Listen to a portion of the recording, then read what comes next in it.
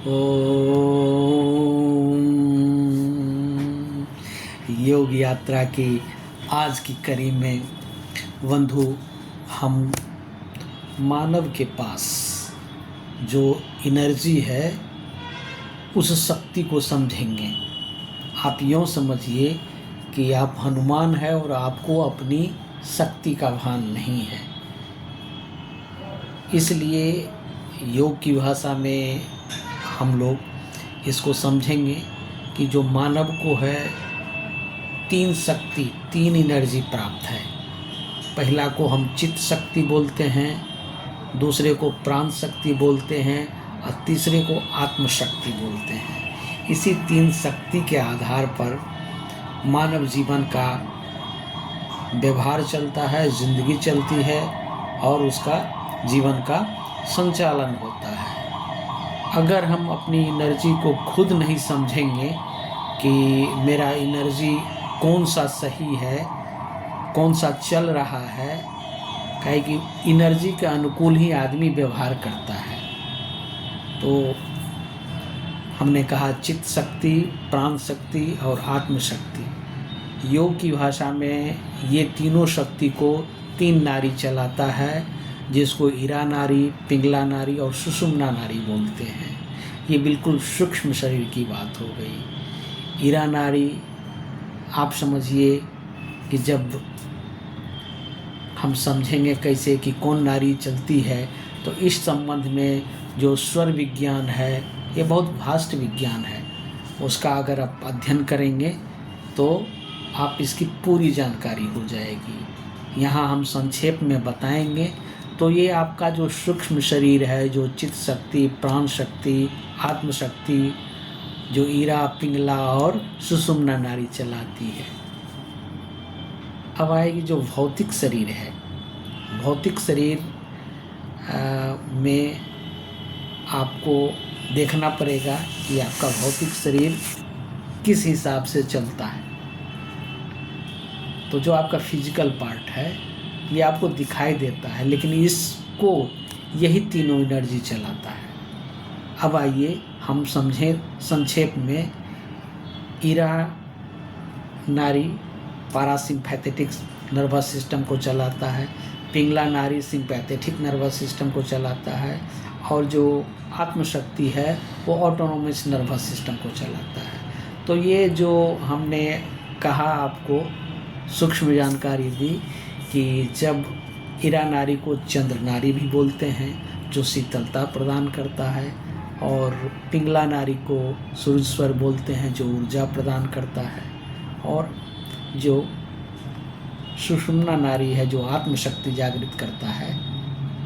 तो उसके लिए ध्यान, मेडिटेशन के लिए आवश्यक होता है। देखिए अब हम सूक्ष्म रूप से एक एक शक्ति को समझेंगे।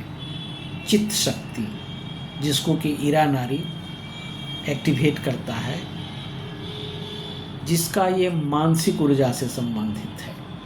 जिसका ये चित्त शक्ति एक्टिवेट रहता है वह आदमी वकील हो सकता है, अध्यापक हो सकता है, बुद्धिजीवी हो सकता है। यानी कहने का मतलब कि जो मेंटल काम कर सकता है, मानसिक, तो उसका ईरा एक्टिवेट होना बहुत ज़रूरी है। वो अंतर्मुखी होता है वो आदमी। दूसरा ये प्राण शक्ति, जिसको हम पिंगला नाड़ी बोलते हैं, ये एक्टिवेट होता है। ये वाइटल फोर्स है, ये शारीरिक ऊर्जा इसको हम कह सकते हैं। तो जो आदमी ज़्यादा मेहनत, शारीरिक श्रम करता है तो उसका प्राण शक्ति एक्टिवेट होना ज़रूरी है। और प्राण शक्ति अगर जागृत है तो वो आदमी शारीरिक श्रम ज़्यादा करता है। ये आदमी एथलीट्स हो सकता है, खिलाड़ी हो सकता है, यानी ज़्यादा श्रम करने वाला हो सकता है। और तीसरा जो आत्मशक्ति, जिसको सुषुम्ना नाड़ी जागृत होती है, तो वो आदमी स्पिरिचुअल फोर्स वाला होता है, आध्यात्मिक होता है, और जो ज़्यादा ध्यान, मेडिटेशन और ये सर्वमुखी होता है। हमने कहा कि जो चित्त शक्ति वाला है, जो ईरा नाड़ी वाला है, वो अंतर्मुखी होता है, प्राण शक्ति वाला बहिर्मुखी होता है, और आत्मशक्ति वाला सर्वमुखी होता है। हम समझेंगे कैसे कि हमारा जो एनर्जी है, ये तीनों, हम किस नेचर के हैं। आप समझिए कि जो बायां लेफ्ट नोस्ट्रिल होता है, अगर इसमें श्वासों का प्रवाह निर्बाध गति से चलते हैं तो हम ईरा नाड़ी चलती है ये, और जब राइट नोस्ट्रिल से ज़्यादा श्वास का प्रभाव चलता है तो ये सूर्य नाड़ी चलता है। ये दोनों बदलते रहता है। ये 1 घंटा पर कभी चंद्र नाड़ी चलेगा, उसके बाद सूर्य नाड़ी चलेगा, और जब ये बदलता है तो थोड़ा देर के लिए बीच में सुषुम्ना नाड़ी जागृत होती है, जब दोनों श्वासों में प्रवाह ठीक से चलता है।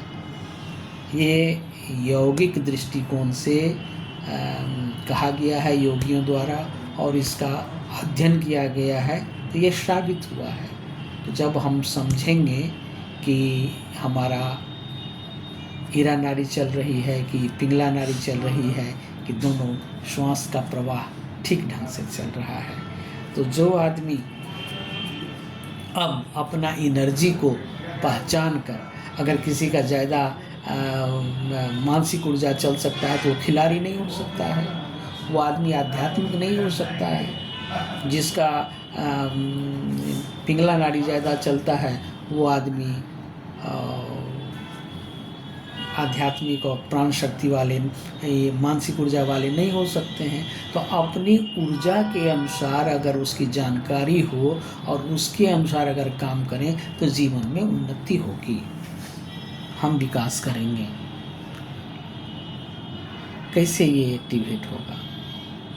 इसके एक्टिवेशन के लिए आपको योग में प्राणायाम और आहार के बारे में बताया गया है कि आप आहार तो शुद्ध और सात्विक होना ही चाहिए।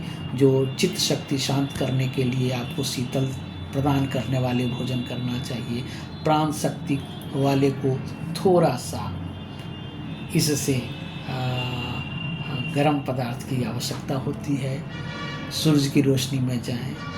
जो चित्त शक्ति वाले हैं रात को चंद्रमा की रोशनी में प्राणायाम करें, और जो आत्मशक्ति वाले हैं मध्य का रास्ता अपनाए। हम ईरा नाड़ी को एक्टिवेट करेंगे, बाएं से श्वास लेंगे और दाएं छोड़ेंगे, बाएं से लेंगे दाएं छोड़ेंगे। पिंगला नाड़ी को एक्टिवेट करना है तो दाहिने से श्वास लेंगे, बाएं छोड़ेंगे, दाहिने से लेंगे, बाएं छोड़ेंगे। और जब हमें दोनों नोस्ट्रिल में श्वसन क्रिया पूर्ण होगा, साम्य गति होगी, उस समय मेडिटेशन करना चाहिए, ध्यान करना चाहिए। तो ये अभ्यास से होगा। जानकार व्यक्ति के संरक्षण में रह करके हम इसका ज्ञान प्राप्त कर सकते हैं। तो ये छोटी सी जानकारी आपको दी गई कि आप अपनी एनर्जी को पहचानें। जैसे हनुमान को अपना एनर्जी को याद नहीं था, अपनी शक्ति का, तो वैसे ही मानव को अपने शक्ति का ज्ञान नहीं रहता है। हम आपको सूक्ष्म ये जानकारी आपको दिए, आप इसे समझें, और इससे संबंधित जानकारी लेने के लिए आप हमारे चैनल पर अगर आप पहली बार आए हैं तो आचार्य विजय योगा ज़रूर सब्सक्राइब करिए, शेयर करिए। इस तरह की छोटी छोटी जानकारी आपको मिलती रहेगी। ओम शांति, धन्यवाद।